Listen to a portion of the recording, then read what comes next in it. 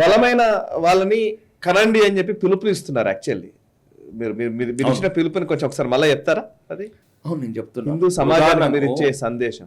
ఇది కాంగ్రెస్ ఒక పెద్ద కుట్ర. ఇది అప్పుడున్న ఇందిరాగాంధీ గారు కావచ్చు, సంజయ్ గాంధీ గారు కావచ్చు. హమ్దో హమారక్దో ఎవరు చట్టాలు చేశారు? అది చట్టం ఏం చేయలేదే. అసలు మేము వెళ్ళి కన్నడం ఆపేయమన్నారు, నువ్వేమో కన్నడం ఆపేసినావు. వాడు ఆపేటోడేమో ఆపుతలేడు, ఆడి మీద ఏడుస్తున్నావు. మీరేమో చట్టం చేయకముందే ఈ కాంగ్రెస్ మాయలో పడి మీ జీవితాలని, మీ భవిష్యత్ తరాలని, మీ భవిష్యత్తు తరాలే కదా పుడితే ఇప్పుడు నేనున్నాను. మా ఇంట్లో అంటే మాకు కొద్దిగా ఇప్పుడు అవగాహన వచ్చింది. నాకు కూడా 3 సంతానము. నాకంటే ఇప్పుడు మాకు ఒక జ్ఞానోదయం అని చెప్తున్నాను. ఎవరు వద్దన్నారు మేము సంతానంగా?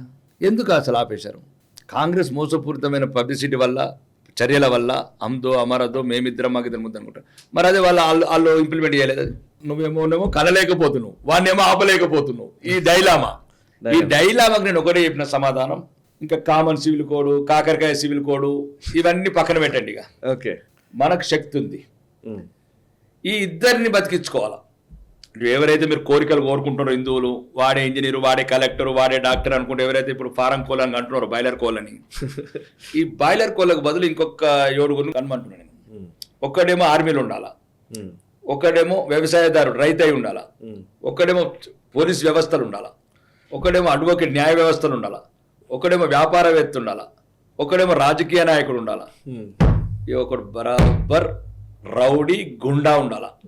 రౌడీ గుండా అంటే వాడు దేశం గురించి, ధర్మం గురించి సావడానికి సిద్ధపడాలి రెడీ. ఎదుటోడు ఎట్లయితే ఇప్పుడు బంగ్లాదేశ్ లాగా కత్తి పట్టిండో కత్తి, తుపాకీ పట్టిండో తుపాకీ, అది భారతం మాత బాగా గర్వపడుతుంది. ఇట్లా అంటే 9వ బిడ్డని మాత్రం అప్పుడు బరాబర్ సెట్ అవుతుంది ఈక్వల్. వాడు పక్కనోడేమో 11 మందితో క్రికెట్ ఆడుతుంది, ఇద్దరితో ఎట్లా ఆడుతావు క్రికెట్?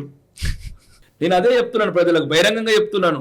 ఇక అది ఎప్పుడో వస్తుంది కామన్ సివిల్ కోడ్. ఇక వాళ్ళని వాడు వినడిగా. उसको 11 को बराबर में जवाब में 11 बनाना ही पड़ेगा. ओके, एक ही है उसका जवाब, हीट का जवाब पत्थर से देना ही पड़ेगा. वो वक्त आ गया. चुप के रो के अपना घरों के अंदर रोने की जरूरत नहीं है. बंदूक का जवाब बंदूक, बम का जवाब बम, बारूद का जवाब बारूद. उन्हों तलवार निकालेगा तो अपन तलवार निकालेंगे, उन्हों बंदूक निकालेगा तो अपन बंदूक निकालेंगे. उन्हों जब पूलार लेके आए तो पूलार लेंगे. भाई बोले तो भाई, साले बोले तो साले. सबको तैयार रहना, देश एक रहना, हिंदू एक होना. जब आगे वाला बराबर सेट होता, देखो कैसा सेट होना वैसी सेट होता. जब वक्त आएगा, लोगों के अंदर सोच शुरू हो गया बहुत जल्दी. जब हमारा जो इरादा है, जो देश को बचाना है, जरूर बचा लेगा. ये बांग्लादेश, पाकिस्तान, ये कुछ हमारा सामने कुछ मतलब खड़ा भी नहीं रहेगा. एक ऐसा है हमारा पास अग्निवीर है, ऐसा मतलब एक नेताजी सुभाष चंद्र बोस बनाएगा हम लोग. हमारा ताकत है, देश का ताकत है. हजारों साल से लड़ते